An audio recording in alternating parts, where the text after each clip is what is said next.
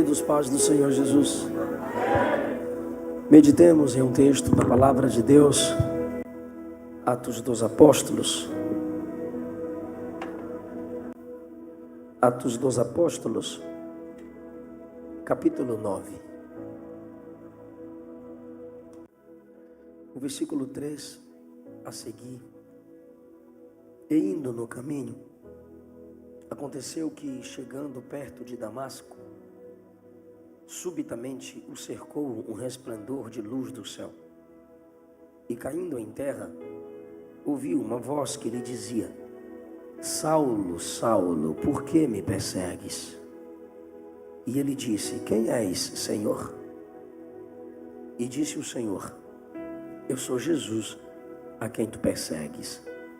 Duro é para ti recalcitrar contra os aguilhões. Versículo 10.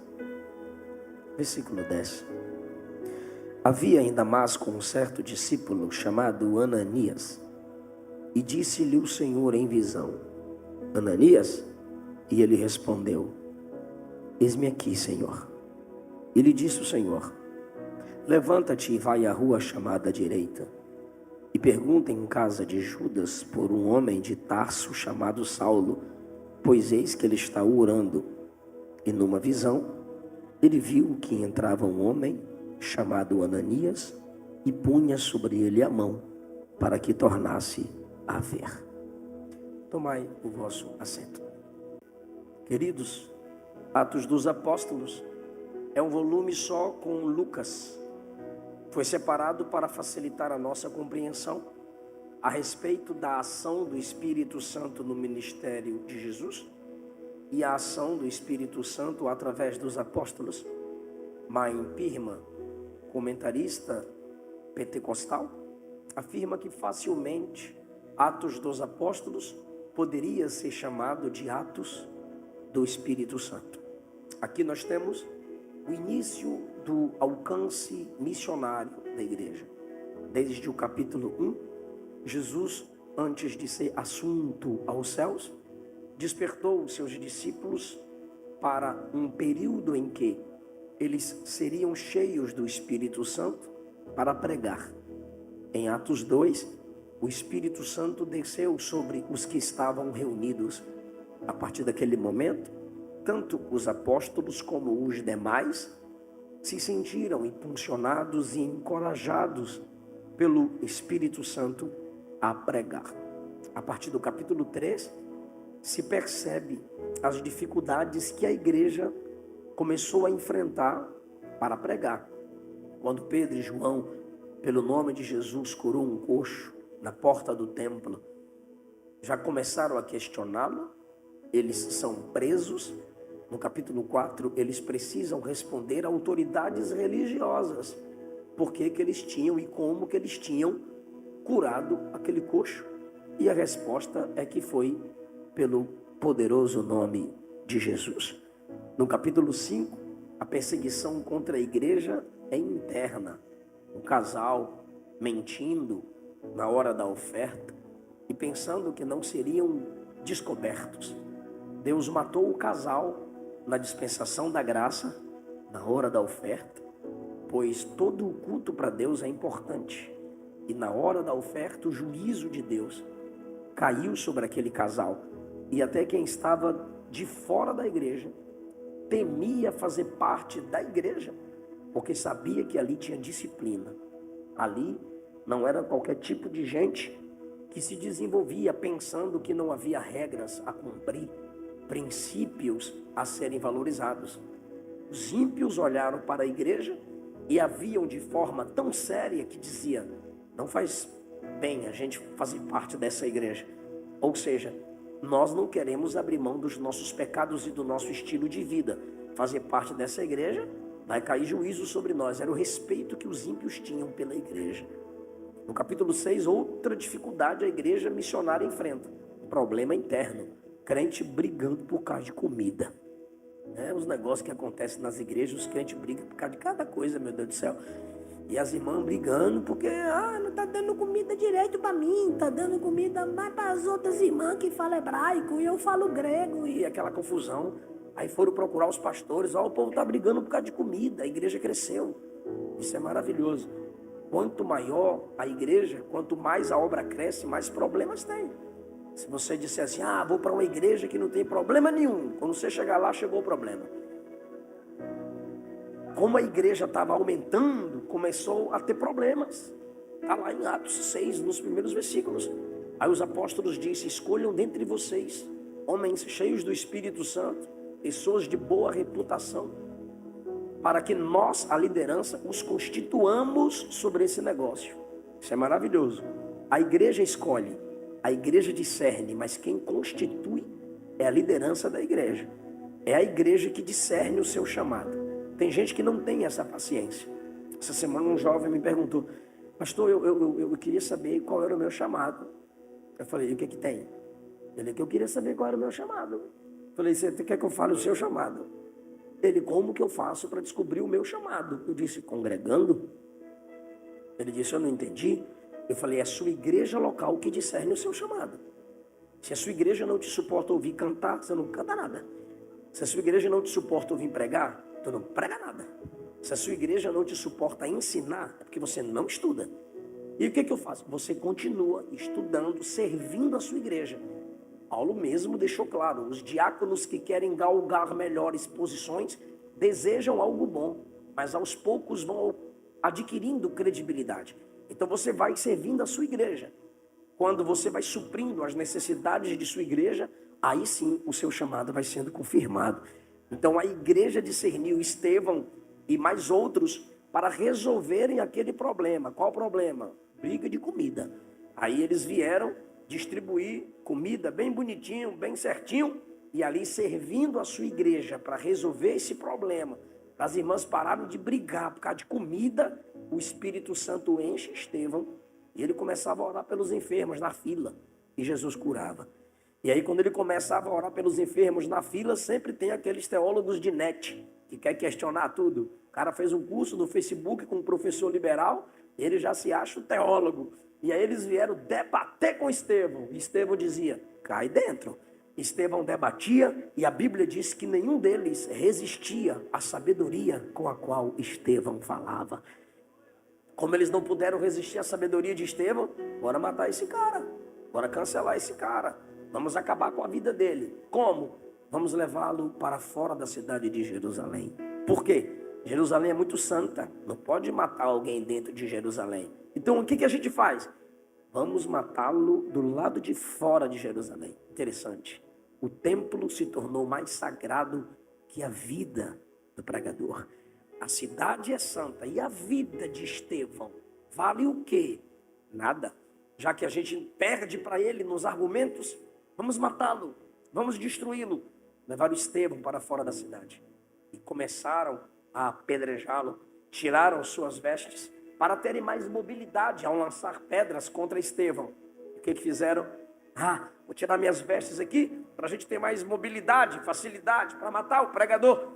E tinha alguém assim pertinho, vendo tudo que estava acontecendo. Aí pegaram as vestes e disseram, segura aí para nós, seguro, joga aqui que eu pego, eu seguro, me dá que eu seguro a roupa, traz aqui, isso, eu seguro, vai lá, acaba com ele. E esse camarada era Saulo.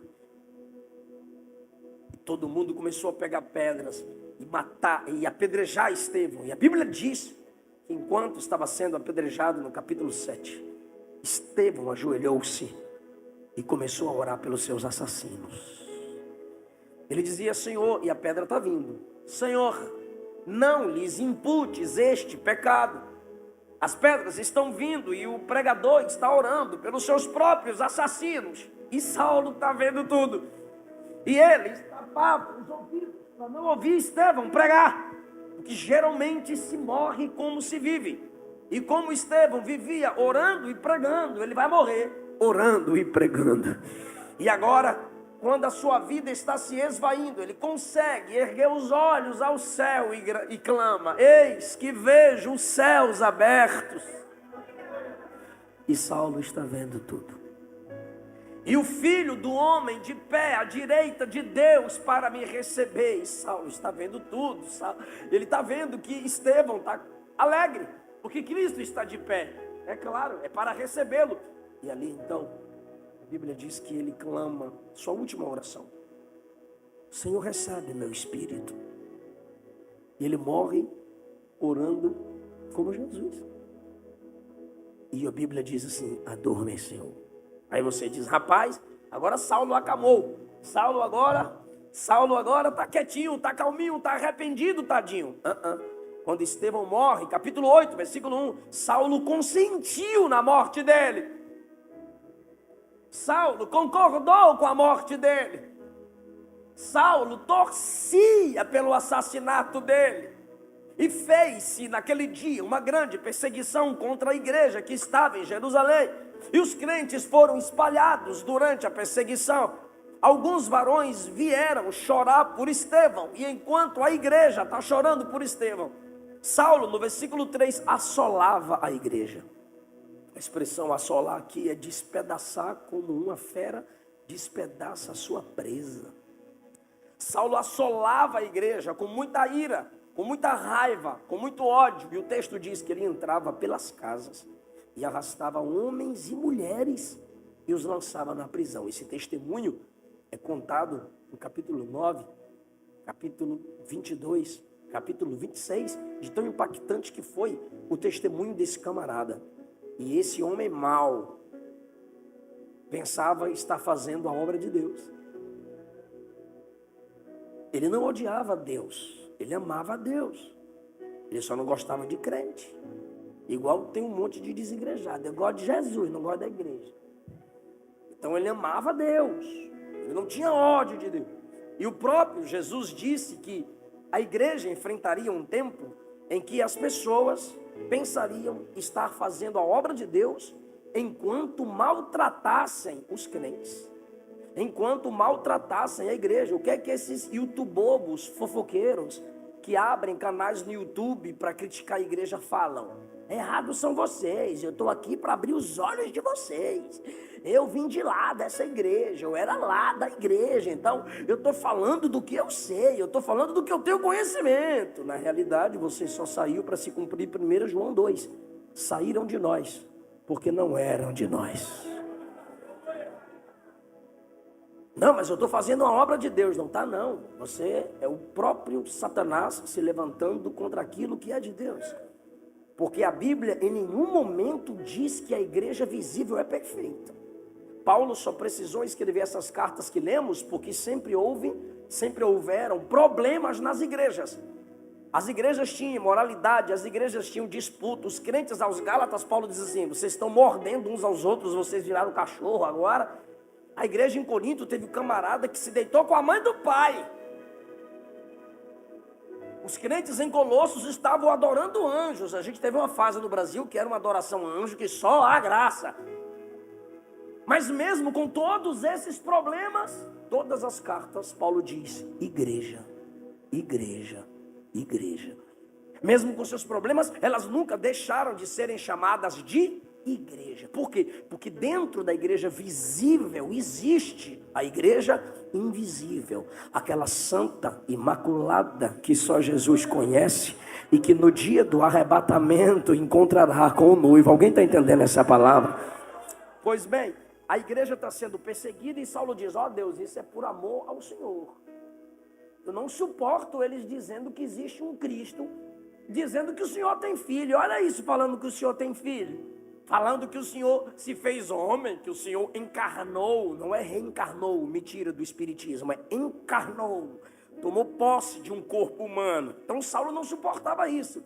Olha aí Deus, dizendo que o Senhor veio até nós e morreu numa cruz. A pior morte, a morte da maldição, a morte do bandido, a morte do maldito, a morte da vergonha. Não, jamais seria o Senhor. Eu vou acabar com esse nome de Cristo. Como? Calando os crentes que pregam em nome dele. Eu vou acabar com essas igrejas. Deixa comigo.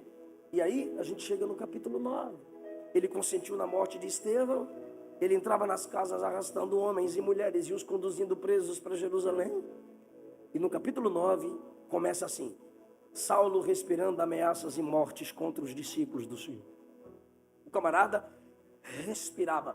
Essa expressão respirava ameaças e mortes indica que ele não tinha paz enquanto não prendesse crente. Para sobreviver, ele tinha que ameaçar crente, matar crente. Quem eu vou perturbar hoje? Quem eu vou prender hoje? Quem eu vou xingar hoje? Quem eu vou criticar hoje? Quem eu vou meter na cadeia hoje? A família de quem eu vou destruir hoje? Qual igreja eu vou criticar hoje? Qual igreja eu vou fechar hoje? Ele respirava, era seu estilo de vida. Era a sua força para sobreviver. E eu quero pregar, e eu vou te mostrar como Deus trabalhou em duas pessoas na salvação de Saulo. E a primeira pessoa que Jesus trabalhou foi no próprio Saulo. Deus nunca trabalha só em você para te salvar. Galeria, nave da igreja, obreiros, Deus nunca trabalha só em você para te salvar. Deus trabalha em outros. Quando você se entrega a Cristo, existem coisas no mundo espiritual que você não vê, que você não entende.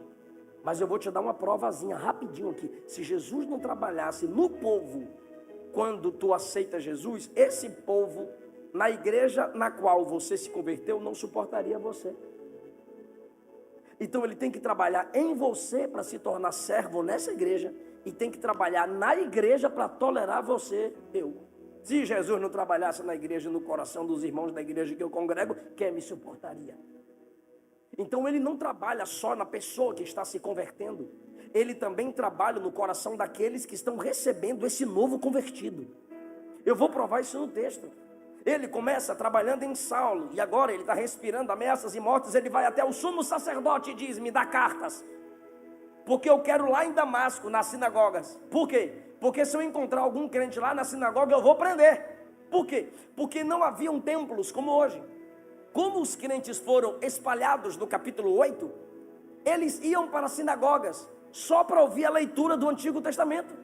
Pois na sinagoga, a partir de 10 homens se iniciava a reunião, e eles faziam leituras do Antigo Testamento. Saulo sabe que a igreja, as pessoas que se converteram a Cristo, vão para a sinagoga com tanto desejo de ouvir a palavra, porque não tinham tantas Bíblias, versões e traduções como a gente tem.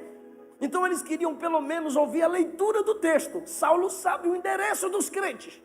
Eu sei onde os crentes estão, Damasco. E eu sei onde eles vão se reunir, nas sinagogas. Então o Senhor me dá a carta. Porque quando eu entrar na sinagoga, eu já vou entrar arrebentando com tudo. Aí quando alguém me questionar por que você está prendendo o povo, eu abro a carta na cara deles. Eu tenho a carta do sumo sacerdote para prender essa crentaiada. Vai falar o quê? Nada.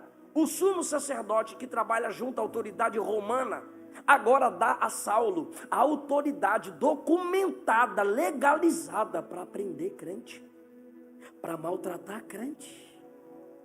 Era uma liderança suja, não tinha coragem de ir sujar as mãos, manchar as mãos, mas tinha o seu Saulo, que poderia fazer o serviço podre. E agora ele pega a carta e vai para as sinagogas dizendo: vou prender esses crentes, bora, e chama alguns amigos, vambora. Indo para onde, Saulo? Estou indo para Damasco, porque eu quero crescer no ministério farisaico, e eu quero mostrar serviço, eu sou um formando, e eu quero ter credibilidade, e eu vou crescer como? Maltratando crente. Eu vou crescer como? Xingando crente. Eu vou ficar famoso como? Perseguindo a igreja. Eu vou ganhar grana como? Maltratando essa crentaiada. Meu Deus do céu, é igualzinho um monte de youtuber na internet. E lá vem ele, a caminho de Damasco, dizendo: hoje eu prendo o crente, hoje eu mato o crente, hoje eu acabo com esses crentes. E ele está indo no caminho a Damasco. Eu estou indo a Damasco, e hoje esses crentes vão se ver comigo. E enquanto aqui embaixo ele diz: estou chegando, Jesus do céu diz: eu estou esperando.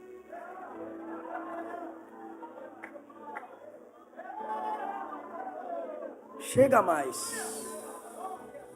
Diz o texto, capítulo 9, versículo 3. Indo ele no caminho, aconteceu que chegando perto de Damasco, Jesus deixou ele chegar pertinho. Jesus deixou ele sentir o gostinho. Cheguei, Brasil, cheguei. E quando ele chega pertinho de Damasco, primeira coisa que Jesus faz: subitamente o cercou um resplendor de luz. Quando Jesus quer trabalhar em você, ele te cerca. Quando Jesus quer trabalhar em você, ele te cerca. Eu não estou entendendo, pastor, eu te explico. Lembra o dia que você disse, igreja não presta? Aí alguém disse assim, rapaz, quem não presta é tu. Aí você diz, eu vou desviar. Alguém diz, rapaz, não faça isso não, que tu vai para o inferno. Aí você diz, que chatice, né? Não, é Jesus te cercando. Você foi no bar e disse, eu vou tomar todas, porque eu não quero saber desse negócio de crente mais não. Enche aí que eu vou tomar todas, eu vou encher a cara. Aí chegou alguém perto e disse, tu não é crente?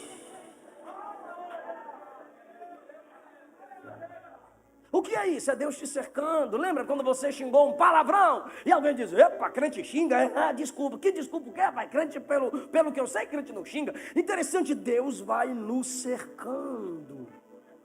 Quantas pessoas aqui que não gostam de crente ou nunca ouviram falar alguma mensagem ou não conhecia uma cantora, um cantor, e de repente os jovens te enviaram o link, olha aí essa música, olha aí esse pregador, e você que não gosta de ouvir pregação, está lá ouvindo uma pregação porque um colega mandou no seu WhatsApp, é Deus te cercando.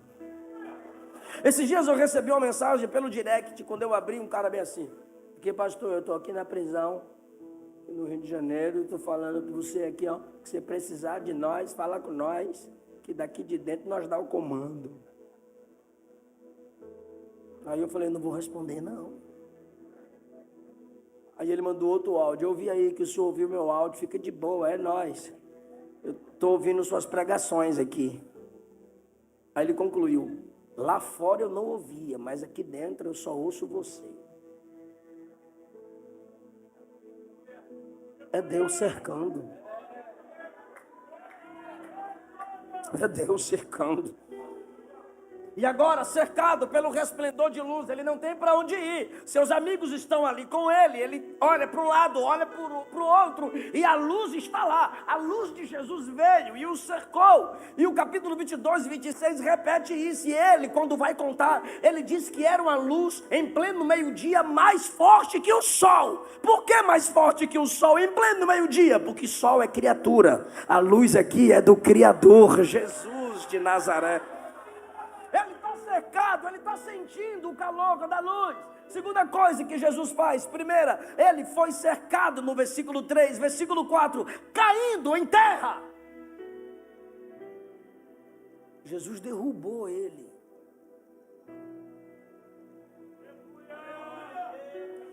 Ai, Jesus não derruba ninguém. Derruba. Ele falou para Éfeso, volta logo ao primeiro amor, senão eu vou apagar sua lâmpada. Eu vou remover seu candeeiro. Ele derruba. Ah, Jesus não envergonha ninguém. Fica envergonhando o evangelho. Quer dizer que tu pode envergonhar o evangelho, Jesus não pode envergonhar você, florzinha. Lá em João capítulo 18, no Getsemane, quando vieram prender Jesus, estavam frente a frente com ele e perguntaram, cadê Jesus? Ele se apresentou e disse, sou eu. Todo mundo caiu por terra, Jesus derruba. Não brinque com o evangelho, não envergonhe o evangelho, não se levante contra a noiva, respeite a noiva. Jesus derruba. Eu não estou no Antigo Testamento, eu estou no Novo Testamento, eu estou no amorzinho, eu estou na graça. Jesus derruba. E agora esse Saulo está caído no chão, sentindo o cheiro da terra, a sujeira do pó. E caindo em terra, ouviu uma voz. Só ouviu Deus quando caiu. Tem gente que só vai ouvir Deus quando cair. Pastor, eu não quero cair. Então se humilha. Pastor, eu não quero ser quebrado. Então se quebrante. Ou você se quebranta, ou Deus te quebra. Ou você desce, ou Deus te derruba. Ou você se humilha, ou Deus humilha você. Caindo em terra, ouviu uma voz. E olha a voz. Saulo, Saulo. Imagine Saulo no chão. Agora pronto, a luz me cerca, me derruba e ainda fala. Saulo, Saulo, a luz está me chamando pelo nome. Ela te conhece. Paulo disse aos Gálatas do capítulo 4 que antes que os conhecêssemos, ele já nos conhecia. Ele disse aos Gálatas no capítulo 1 que ele tinha sido escolhido desde o ventre da mãe. Ele não sabe de nada, mas o Senhor o chama pelo nome: Saulo, Saulo, por que me persegues? Me permita fazer um trocadilho aqui com o Antigo Testamento. Saulo é da tribo de Benjamim, a mesma tribo de Saul.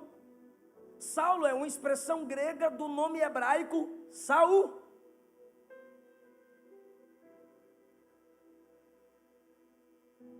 Saul perseguia Davi.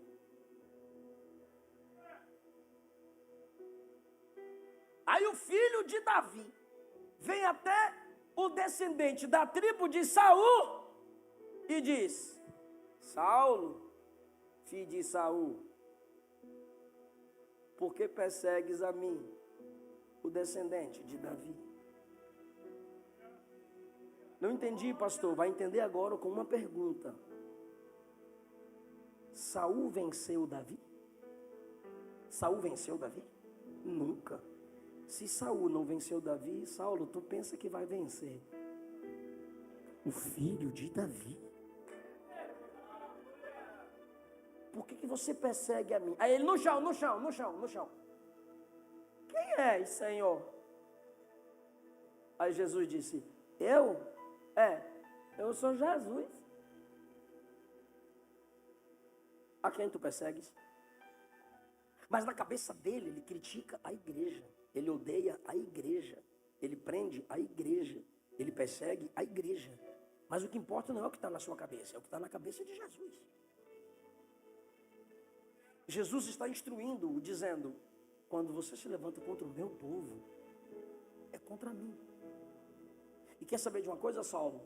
Eu não fujo de briga. Por que você me persegue? Olha isso. Duro é para ti recalcitrar contra os aguilhões. Sabe o que é aguilhão? Instrumento pontiagudo de domar feras. Quem era a fera? Saulão, que agora é Saulinho. Ele entrava de casa em casa, despedaçando, arrastando os crentes. Aí Jesus diz: duro é para ti recalcitrar, chutar como um touro os aguilhões. Duro é para você. Para mim, olha o que Jesus está dizendo: eu estou de boa. Para mim, está normal. Tu quer vir? Vem.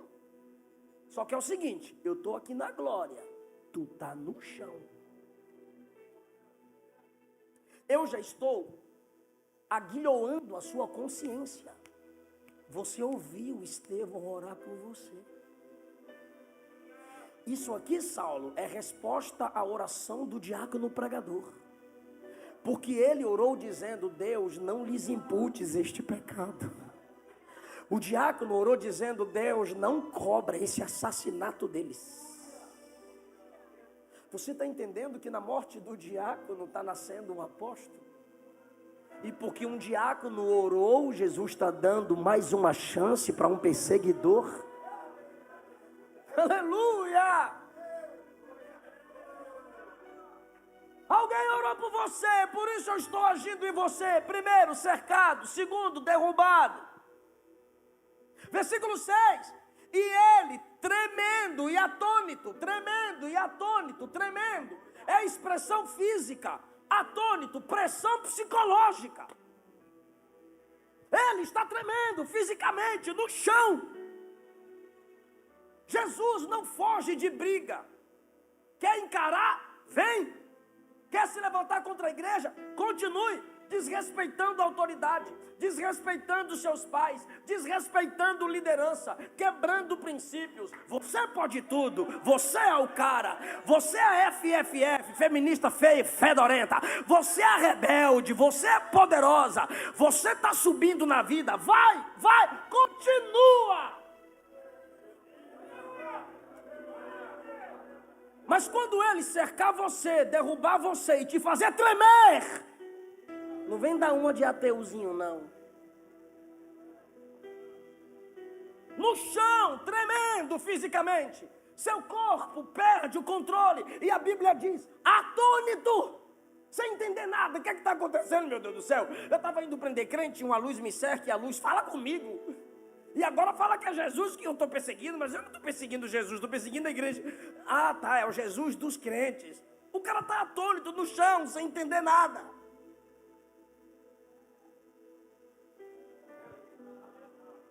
Olha que bonitinho.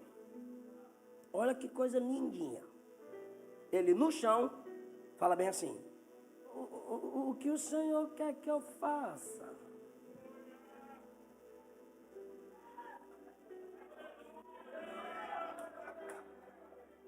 Como é que é? O que o Senhor quer que eu faça? Eu não mando mais em mim, eu não controlo mais a minha agenda.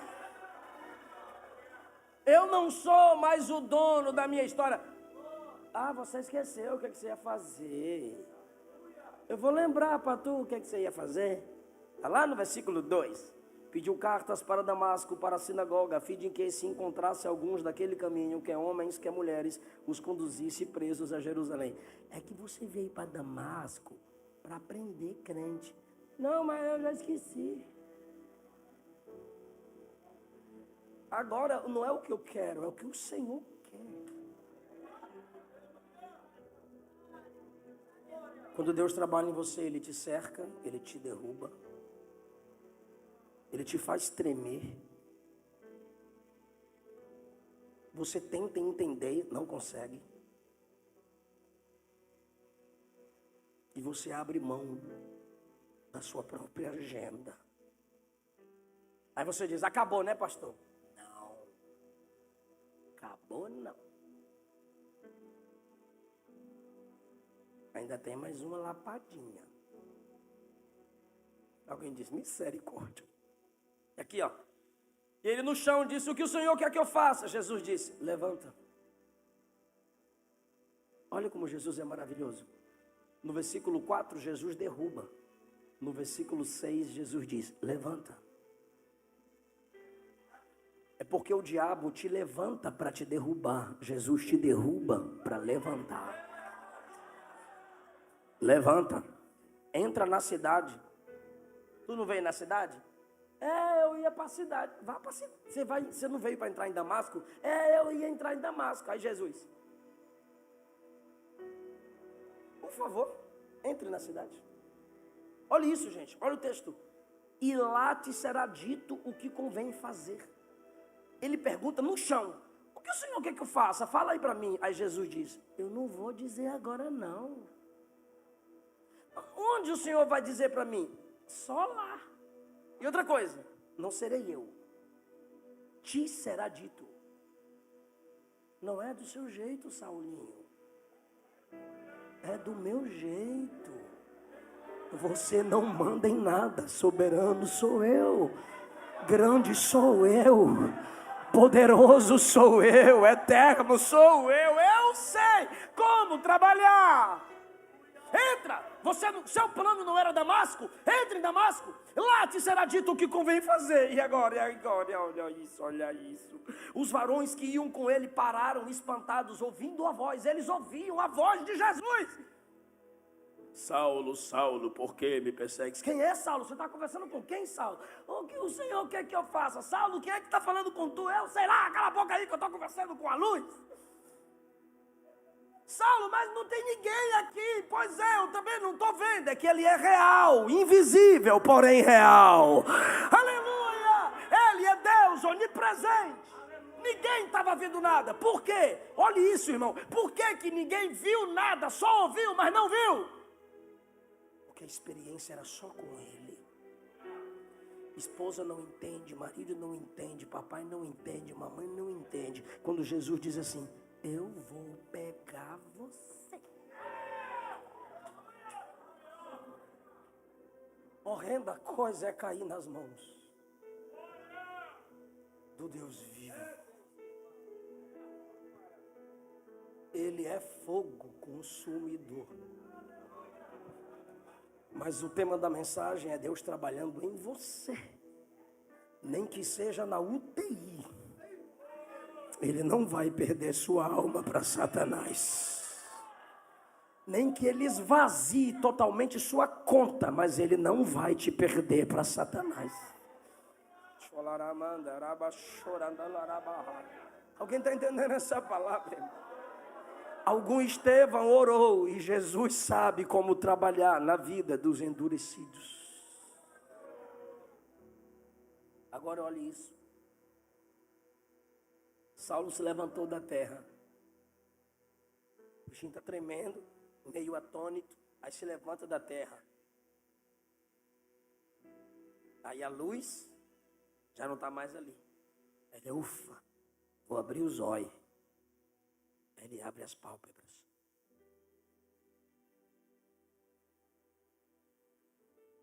Onde é que eu estou? Onde eu estou? Foi o que são? Não estou vendo nada. Cego. Cercado. Derrubado. Confrontado. Humilhado. Cego. E os amigos agora? Pegaram na mão dele. Onde o senhor quer ir, Senhor? É Damasco. Aí agora, o valentão, o touro indomável, entra em Damasco assim, ó.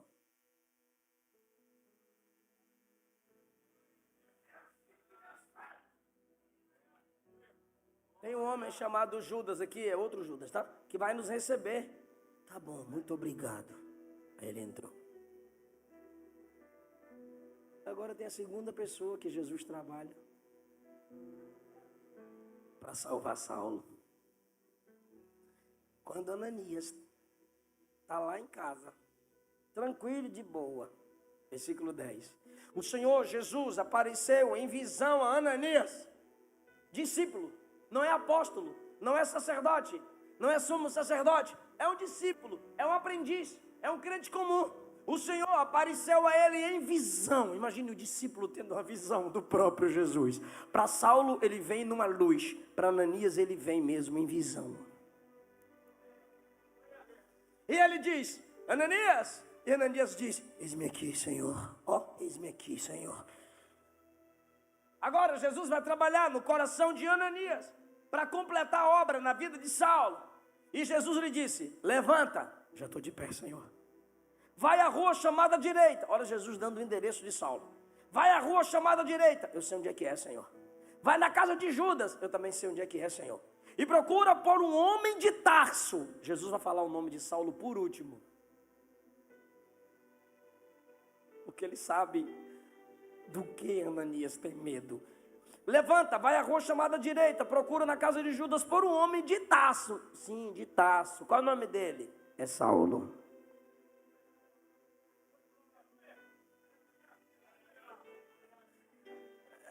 Saulo, aí antes que ele questione, porque ele teme, ele treme, ele tem medo, Saulo é mau. Antes que ele questione, Jesus completa. Versículo 11. Só quem é pentecostal vai reagir a isso aqui, quer ver? Ele está orando.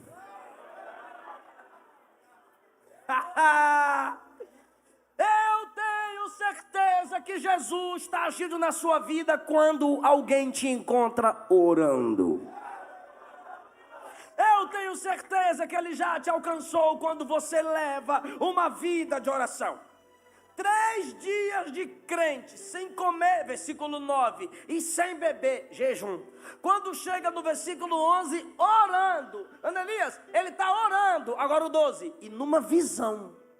Peraí, 3 dias de crente, jejuando, orando, e já tem dom de visão.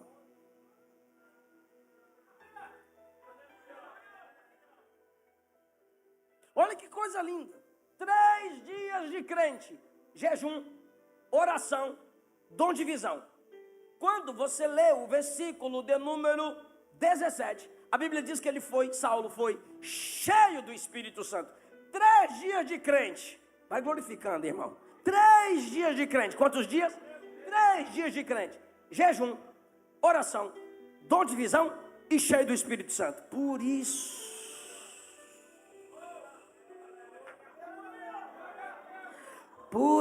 Jesus fez ele passar por tudo aquilo.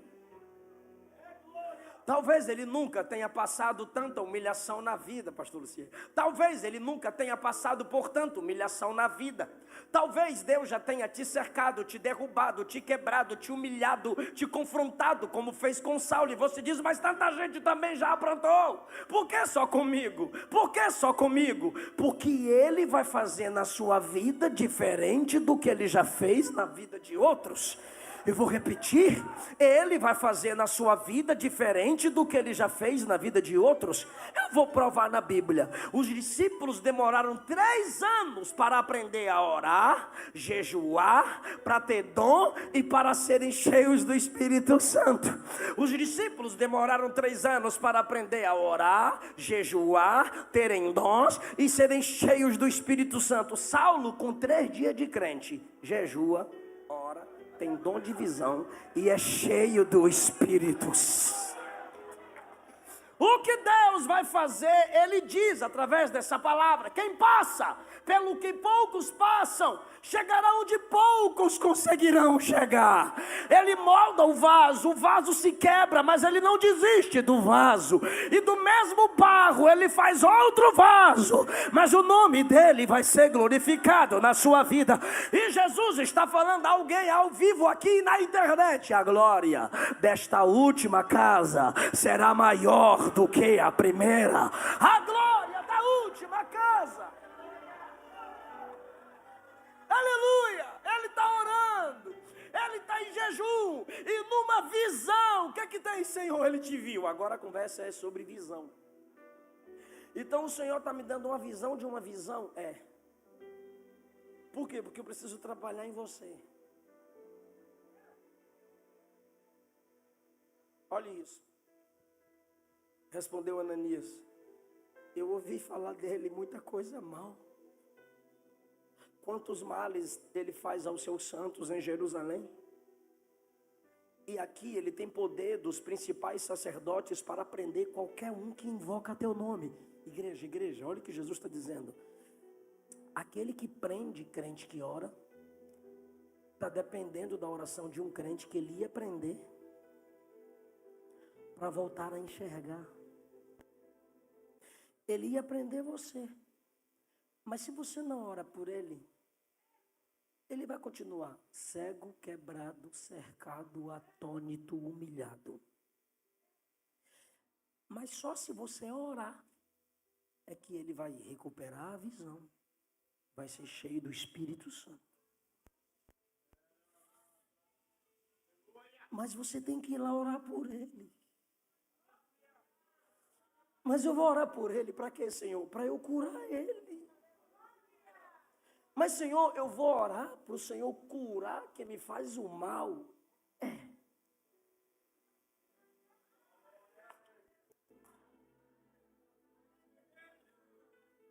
Por que, Senhor? Porque eu firo. Você ora para eu curar. A justiça pertence a mim. A vingança pertence a mim. O quebrar, o humilhar pertence a mim, não a você. Aleluia. Sua missão não é quebrar ninguém, não é derrubar ninguém, não é matar ninguém. Sua missão é orar. Eu firo, você ora. Eu firo, você ora. Eu trabalho do meu jeito, você também é do meu jeito. Perdoe o assassino.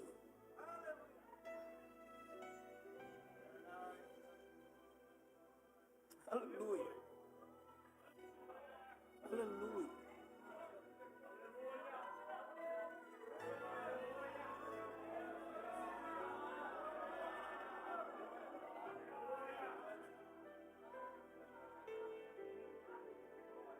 Senhor, quem me põe medo está precisando de mim. A oração é: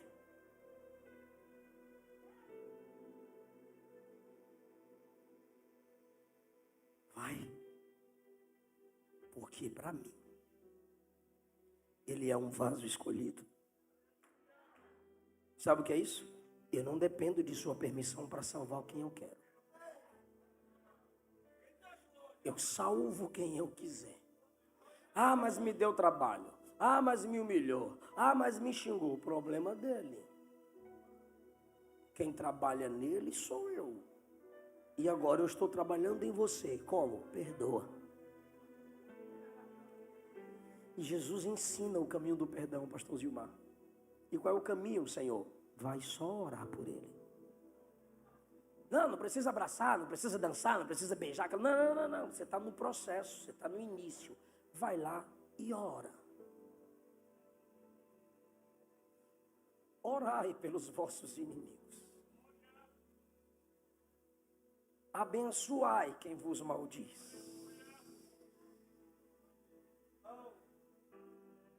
Eu sinto a presença de Jesus nessa hora. Ele vai levar meu nome. Ele prende os crentes porque ele odeia meu nome. Agora ele vai pregar a minha palavra. Ele agora vai fazer parte da igreja. Ele vai ser o meu pregador. Vai lá. Tu está preparado para dar um glória lindo? Então tá bom, eu vou ler. Versículo 17. Foi Ananias, entrou na casa, estendeu a mão e disse: irmão Saulo. Tu me chamou de quê? Irmão Saulo. Antes você era perseguidor e eu era perseguido, mas agora, como Jesus trabalhou em nós dois, irmão Saulo, o mesmo Senhor que te apareceu no caminho, apareceu para mim e me mandou aqui para orar por você. Orar por mim para quê? Para que você recupere a vista. Quando Ananias coloca a mão às escamas dos olhos, ele diz: eu estou te vendo. Aí Ananias diz: agora levanta que você vai ser cheio do Espírito Santo. Meu Deus! E o texto diz: e levantando caíram as escamas dos olhos, recuperou a vista, se levantou e foi batizado.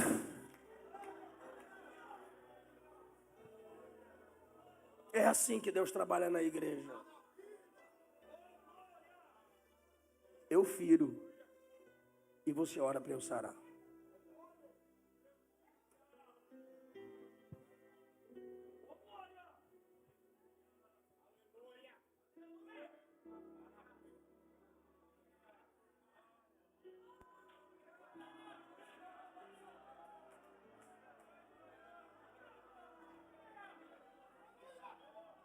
Deus está trabalhando no coração de líderes aqui.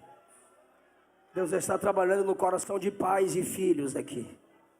Deus está trabalhando no coração da sua família. Ele vai quebrar alguém, mas só pela sua oração Ele vai sarar alguém.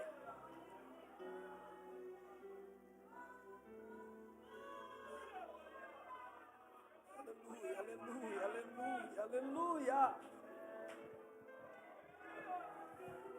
Aleluia.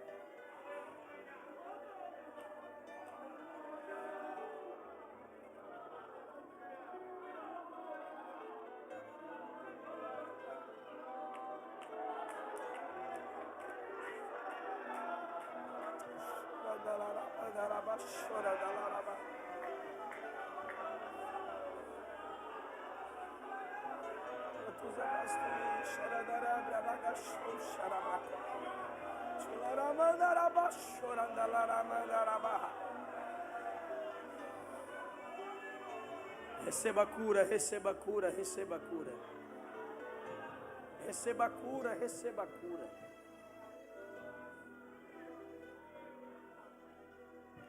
Saulo, Estevão orou para eu não cobrar o assassinato. Ananias ora para eu te sarar. Se humilha. Você precisa da igreja. Se humilha. Você precisa do povo que ora.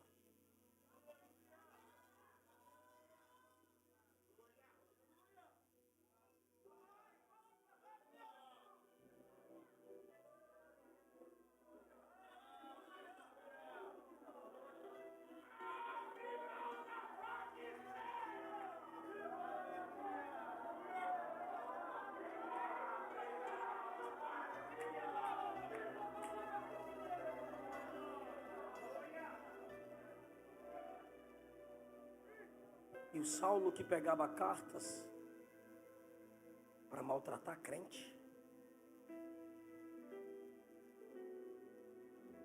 Saulo que pegava cartas para prender crente, maltratar crente.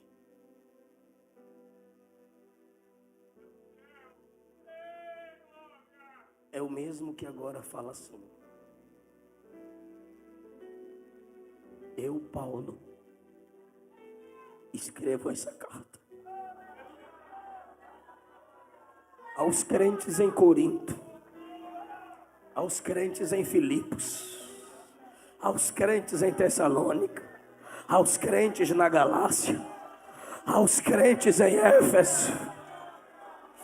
Eu que pegava cartas para destruir, agora escrevo cartas para edificar. O mais miserável dos pecadores. Nenhuma condenação há para os que estão em Cristo Jesus.